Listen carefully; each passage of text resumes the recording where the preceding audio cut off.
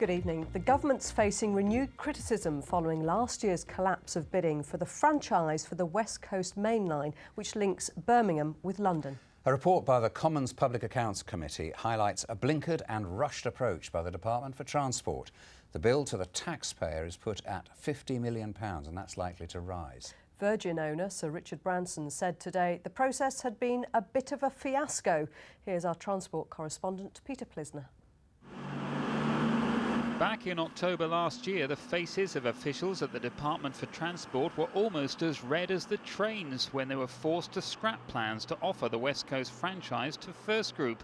Following complaints and a threat of legal action from Virgin, errors were discovered in the way bids were assessed. Since the collapse of the West Coast franchising process, there's been a series of damning reports into what went wrong, but the one published today is by far the most critical, highlighting, among other things, a serious lack of supervision within the Department for Transport on a contract that could have netted the government billions of pounds. MPs on the Public Accounts Committee say they were astonished that there was no senior civil servant on the bid team. They say a blinkered and rushed approach meant the competition was not run properly, and they conclude that the department needs to get its house in order. It's cost more than £50 million so far, and it could well cost more, both because all the costs are not out yet and because there could be a knock-on effect on all the other franchises which are in the process of being let. And it was a bit of a fiasco, to say the least. Today, Virgin's boss, Sir Richard Branson, called for changes. What we urge governments to do going forward is to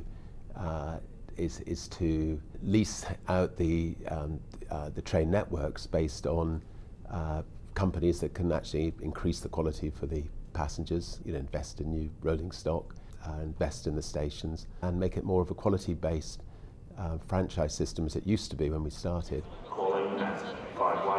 The region's rail watchdog isn't surprised at the contents of today's report, but he's more concerned about when improvements promised by bidders will now happen. Well, we are going to see the new direct service to Shrewsbury. That's good news for passengers, but we do need to see the new trains that were promised, and that's in limbo. The Department for Transport has described the whole West Coast saga as unique and exceptional and maintains that it's taken steps to prevent the same thing happening again. And Peter's here with me now. So Peter, what other issues were highlighted in this report? Well, as with previous reports we've had on this saga, the highlighted errors in assessing the bids. They talk about a computer modelling system that didn't take into account things like inflation.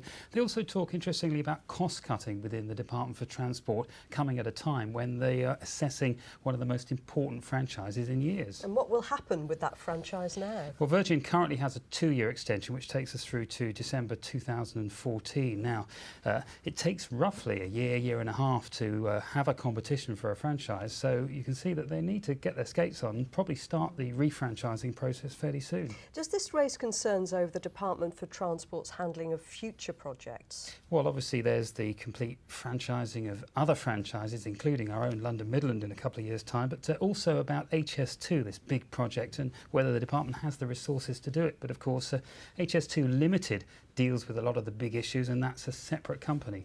Peter Plisner, thank you for that.